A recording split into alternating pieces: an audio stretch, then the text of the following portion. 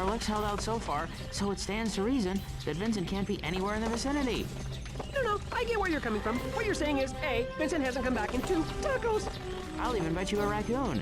One in particular. You said a mouthful. I can taste the difference. Hey everyone, welcome back to Over the Hedge. We are doing Vincent's Cave Part 2. Or I guess the mountain leading up to Vincent's Cave. Yeah, this is still going. There's not much really to say, it's just gonna be more fighting enemies and rock formations and, stalagmites, smashing stalagmites in the ground. But this time we also have avoiding boulders and some vaguely more platforming things, and that was me checking to see if not falling off was a secondary objective, and wouldn't you know it, it is. And this is something that you don't really do all that often after this level, at least not that I remember. I barely remembered it being a thing when I was playing this, that you have the... Because I guess you have like a fishing rod, you use the button that you use for your golf, your projectile attack or whatever, but I don't know. But yeah, this one I always kind of preferred. This is my favorite part of this sort of Vincent saga of this game because it's out in the open. I like the, warm colors of outside because it's supposed to be sunset. It's not fun that you can fall off. That's going to be an increasing thing that you see in this game, is more opportunities to fall off of shit, more secondary objectives that involve not being a total fuck up. I don't know if I've said this already, but I'm pretty much dropping my intention to do the secondary objectives. Maybe I'll do them off screen just for funsies, but most of them just involve replaying these levels and not getting hit by things. It's not going back for anything interesting or doing anything differently, so I don't really feel the need to show it. And I don't know what you get for completing all the objectives. I don't remember. I don't think I've ever done it. So I don't know. Maybe I'll do it, and then, in a year, you'll see a random video from me being like, hey, look, I got 100% in that Over the Hedge file. Give me my gamer card.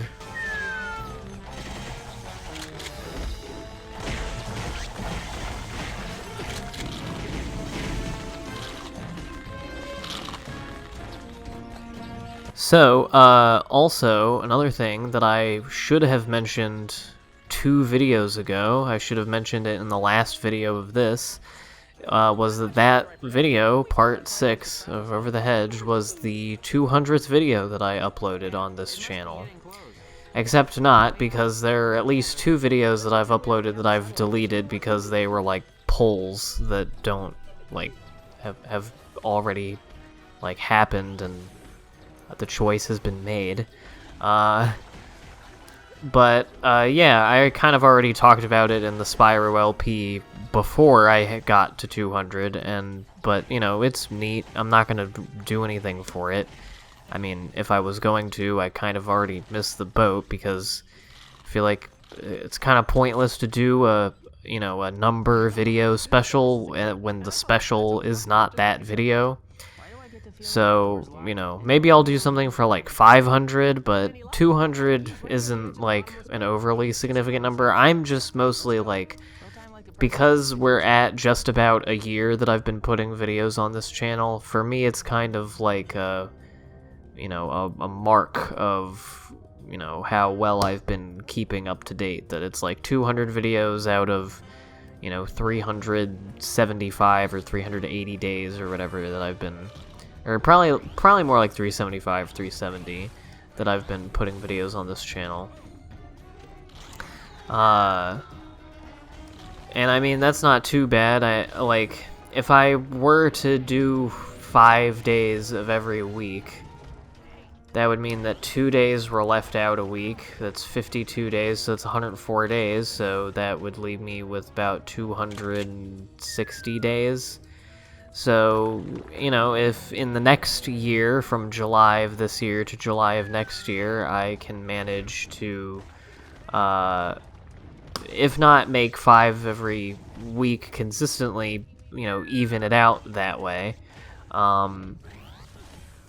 then I will only have to upload like 60 more videos or 70 more videos than I did this past year, so we'll get on that. Yeah, it's a completely arbitrary thing, but I have enjoyed uploading videos on this channel, and I enjoy thinking about continuing to do it. I mean, I obviously don't know how long I'm gonna do it, but as long as I have the free time to do it and the desire to do it, and as long as someone will watch it, then I will continue doing it. Because, I mean, I like playing video games anyway, and I like making videos, and so, I mean, that's why I do this stuff. That's why I do the movie reviews and stuff on the main channel as well. It's just, I like, you know, talking about movies and things, and externalizing thoughts about those sorts of things helps me understand them better, and helps me articulate how I feel about things, and, you know, enriches my understanding and enjoyment of movies and games that I like. I'm talking about the movie reviews as well as these commentary videos. And I was just thinking about that today, about, like, I don't know, it's very, like, easy and cushy position to be critiquing something, especially a game or a movie that, like, cost millions of dollars and that a bunch of people worked on. And, you know, remembering that, like, I don't and shouldn't, you know, I don't think I do act like, you know, my opinion is, like, needed, or that I'm super awesome and smart, or whatever, but just, you know, that I like making the things, and that I hope people like watching them. And that is kind of, I feel like, expected. I don't really know why I said this. You'll have to forgive me. It's late, but I wanted to do this now. Anyway, it's all the keys. Pretty easy. You don't get anything for smashing the stalagmites in this one, but I like to do it anyway because they make a nice crumbly sound, and they're there, and you can smash them, so I'm gonna do it. And here's the second of about, like, 8 times you'll ever use this. Here's the third. I feel like they just kind of needed a way to get you around quickly. I mentioned in the last video my obsession with computer animated movies briefly, and I felt like I had more to say about it, but I don't remember what any of those things were. I think I wanted to just talk about how I guess that obsession with animation has only taken new form as an adult, but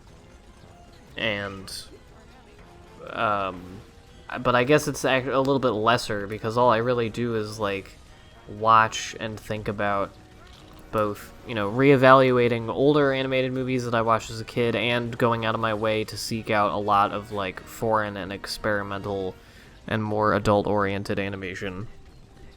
But what I don't do is, like, listen to audio commentaries for hours on end for those movies, which is what I did as a kid.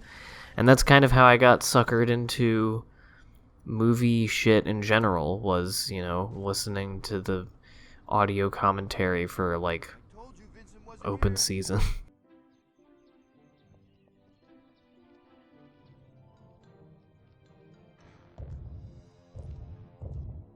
Look, everybody, it's Vincent!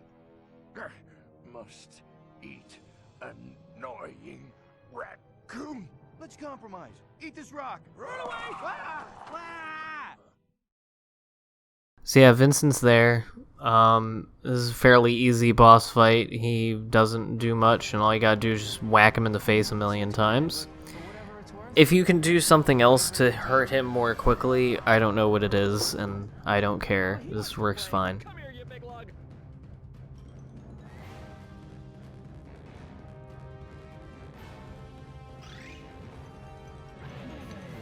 And this one chip here, it's in the light coming out of the crack, and one of the secondary objectives is to collect all the chips, but the depth perception, even with this one, is very strange.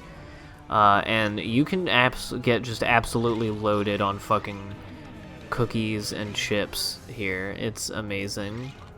I love this. I love this loot. I think that's one thing that attracted me to this game.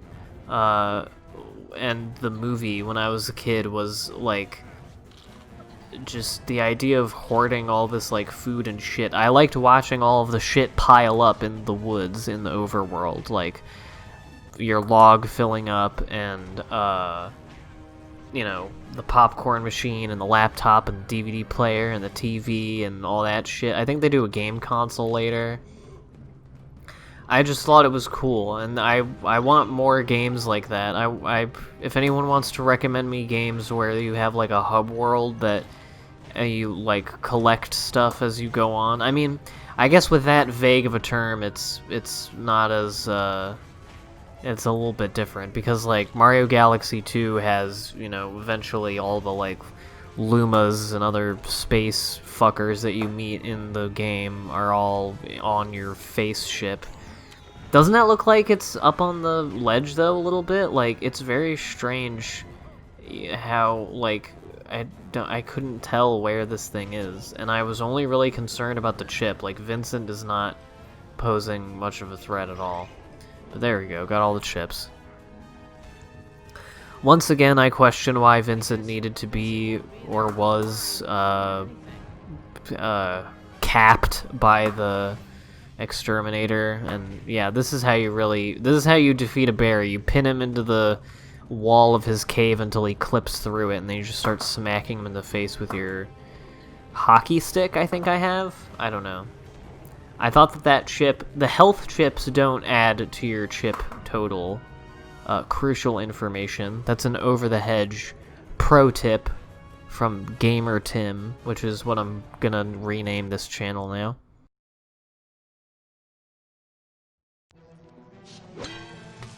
Huh? RJ? Hey, Vincent, what's the last thing you remember? That human with all the traps shooting me with a tranq dart.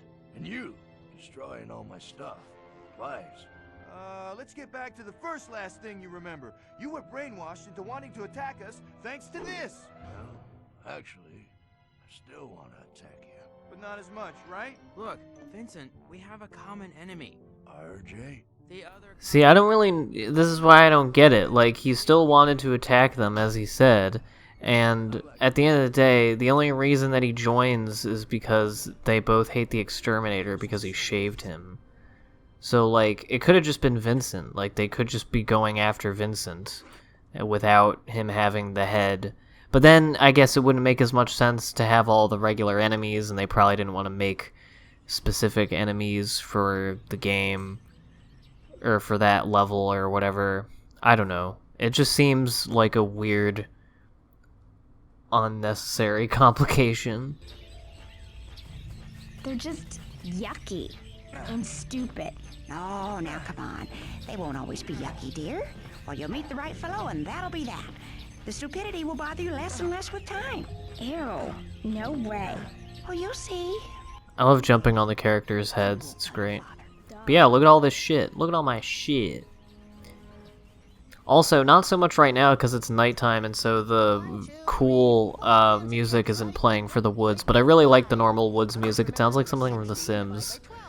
But a lot of things sound like they're from The Sims to me. But it's just a nice, calm, relaxing music. This one, not so much. Anyway, next time we'll be starting up the very long Connor heist, so see you then for that.